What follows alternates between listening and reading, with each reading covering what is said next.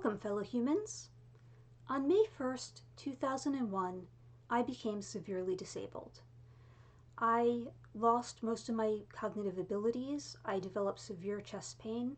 I stopped being able to communicate clearly with other people, and a wide variety of other symptoms. But today I'm not going to tell that story. I'm going to tell the story about what came afterward. All of that was diagnosed as hyperthyroidism, and I was treated for it, and then I was given regular thyroid monitoring. And I was told that while my body had been through something very, very difficult, and it might take me quite a while to get better, I should expect to get better in time now that my thyroid levels were normal. And I did get better in a variety of ways. I spent years working on regaining my language skills, and I can talk fairly normally now, which is great. But a lot of things didn't really get better. I had a little more energy. I was not completely bedridden, but I was still mostly housebound. I still had exertion intolerance, or what they call in the medical community, post-exertional malaise. And over time, with those symptoms, I also started developing more symptoms that were likely due to my body being deconditioned and my muscles atrophying from lack of use. And then in 2019, I was seeing a doctor. It wasn't even my normal doctor. It was a doctor who was filling in for her. And she told me that my TSH, which is thyroid stimulating hormone, was a little bit elevated. And given that and my symptoms, she thought that she should try putting me on levothyroxine, which is thyroid hormone, to see if I got benefit from it. TSH being high means that your body is trying to get you to produce more thyroid hormone, and so it would be an indication that you would need more and you would have hypothyroidism.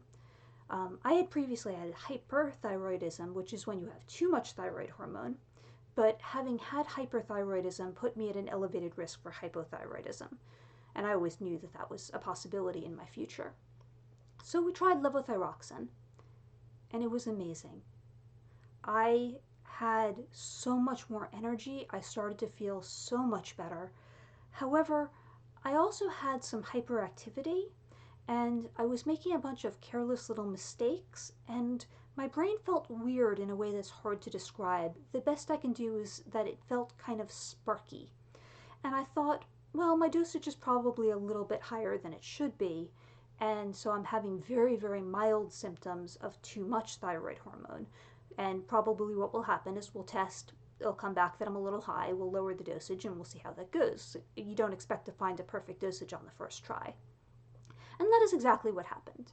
We got the test results. It said that now I had too much thyroid hormone, and we lowered the dosage, and it felt perfect.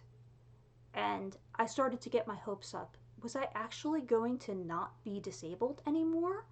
It would take a while to actually see what symptoms went away and which ones I was still left with, but I had so much more energy and ability to function, and I could think so much better, and I started wondering what my life was going to look like at this point. I had been disabled for almost my entire adulthood, and there was this possibility that now I would still have severe vision loss and I wouldn't be able to drive, but I might be able to walk around and think more clearly and function so much better. And so then we got the next round of lab results, and it said that my levels were still too high, and so we lowered the dosage again. And I thought to myself, okay, well, maybe, this dosage felt perfect, but maybe a different dosage will actually be even better. And then my disability symptoms started to come back, and I started to have fatigue again and feeling really bad. And so I figured, okay, well, when we get the next test done, it'll show that I'm too low, and then we'll probably try to figure out something in between or something like that. But that is not what happened. When we got the next test result back, it said that I was still too high, and my doctor wanted to lower my dosage again. And I did not want to lower it. My doctor lowered it anyway. However, I did argue for not lowering it quite as much as she wanted to lower it by. She said maybe I needed more time to adjust to it. And then a lot more of my disability symptoms came back, and I had to go back to rationing how much time I could spend sitting up, And it was really, really hard, which was the point that I started doing research because I had finally, after almost 2 decades, found something that allowed me to have some approximation of normal health. And it was being taken away from me by my doctor because my blood work didn't match my symptoms. I had been planning to change healthcare at the end of the year anyway. That was already in the works. So I figured maybe there's a chance with the new doctor I'm going to have on my new insurance that things will go differently. They did not. I spoke to an endocrinologist with my new insurance, and she outright said, "We do not treat symptoms, we go by the blood work." And so I was told that it did not matter how I felt or what my health was, they would only go by the lab work. So I started doing research, looking for anything that would explain a mismatch between my symptoms and my blood work. And I found two things. One is that we have a daily TSH cycle. And a study said that because TSH tends to be higher in the morning and lower in the afternoon, it is possible for mild cases of hypothyroidism to be missed if testing is done in the afternoon. Almost all of my tests had been run in the late afternoon because I am a night owl and I don't like to do things early in the morning if I don't have to. And I had never had a doctor mention this or had any doctor or lab take into account the time of day the test was run when analyzing the results. The other factor I found was biotin. Biotin is a vitamin, and biotin was in my daily multivitamin. And apparently, large doses of biotin supplementation can cause the lab results to be wrong in some cases. It depends on the methods the lab uses to process the thyroid tests. But it is recommended that patients stop taking biotin supplementation at least 2 days before a thyroid test so that the lab results will be accurate. The biotin doesn't actually cause any issues with the thyroid itself. It's not affecting the actual levels. It only messes with what the lab results are. So after doing all of this research, I decided what I would do is I would play it safe, and the next time I got a thyroid test, I would make sure that I had not taken any of my vitamins or supplements for at least 3 days beforehand, being extra cautious, and I would go in first thing in the morning. What's interesting is that I had been switched to a different doctor before I had my next test anyway, and that doctor was the first doctor I'd ever had to actually mention biotin to me. And he actually told me that I needed to be off my biotin before the test was done, which earned a lot of respect in my eyes. I had just discovered this myself, and now the actual doctor was telling me the exact same thing. All of the studies I found talked about really large doses of biotin, and my multivitamin was not a megadose of biotin. But the combination of those two factors, and I don't know how important each one was since I've never done one without the other, suddenly changed my lab results. And instead of them wanting to lower my dosage further, they told me that I could stay on the same dosage I was on. This dosage is still too low by all accounts of my symptoms. But being on this dosage is vastly better than being on an even lower dosage. And if I had kept taking those tests with the biotin and possibly later in the day, then they would have lowered my dosage even further. So I do wonder how many people out there don't know that they need to not take biotin because hypothyroidism is very common and taking multivitamins is very common.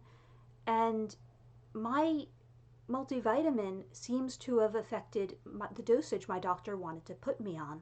I also don't really know what the best time of day for me personally to take a thyroid test is. The ranges and the studies are all normalized around testing people early in the morning. However, I have delayed sleep phase syndrome, so I don't know if my thyroid levels are also shifted to a little bit later or not. And I also have no idea whether shift workers would see a different result for time of day than a standard person with a normal wake cycle would see. These are all things that I've tried to research, but I haven't found any information for it. The only way I could really tell what time of day would be best for me to test would be to take multiple thyroid tests in a short period of time at different times of day in order to compare them. And there isn't really an easy way to do that. I definitely don't think I can get my doctor to authorize it. There are ways to order kits that you can get your thyroid testing done yourself. It's kind of expensive and it's difficult for me to do. I would need assistance with it and I'd have to cut my fingers multiple times in a short period of time. And that's something that I might experiment with at some point in the future, but I have not done yet. I do wish I knew, because that could be another factor, even though it is again not a large one. But even a small factor could be the difference between one dosage and the next dosage. And while my doctor and one of the endocrinologists told me there isn't really that much of a difference between these dosages, I know that my body has felt a really big difference between every single dosage of levothyroxine I've been put on. So it can make a really big real world difference, even if it doesn't seem like a big difference to the doctors. I still don't know why I continue to have a mismatch and my dosage is still too low compared to my symptoms and compared to the effect that I had while on a higher dosage. I'm still doing research, and if anyone has any idea about that, I would love to hear that. And it's very frustrating to know that even though the doctors are now aware that the results didn't match up with my actual blood work, and my symptoms were at least somewhat more right at the time, they're not willing to take that step further to say, okay, now we're going to go by your symptoms instead of by your blood work. And so I'm still stuck being significantly more disabled than I need to be. And I don't know for sure if the thyroid is the main problem that I have now while I'm on a dosage of levothyroxine. If it's still a problem with the blood work not being an accurate reflection of what my body needs, or whether there's some other medical problem that a higher thyroid dosage just helps to compensate for. There's no way to figure that out unless we make another medical breakthrough, and who knows? I mean, I've been disabled for about 20 years and I've had a few medical breakthroughs across that time, so there's always hope for more. Anyway, that's my story of how I found out that I had been getting possibly inaccurate thyroid test results for at least 2 decades. And I know with all of these videos I will ask people to like, comment, share, and subscribe. But with this one in particular, if you know somebody who might be affected by this issue, please share this video or share the information. Encourage them to talk to their doctor, do some of their own research, because it might make a difference for whether or not they're on levothyroxine or what dosage they are on. And if I can help somebody be on a dosage that is better for their health, then that would be fantastic. I would really prefer that fewer people go through what I have gone through. I also know that this channel is supposed to be about weird stuff, and I just said that both hypothyroidism and taking multivitamins are pretty common, and so I'll try to have something much weirder next week. But I really wanted to cover this issue because it was very important to me, and because it was weird enough that it took me so long to learn about it myself. Thank you.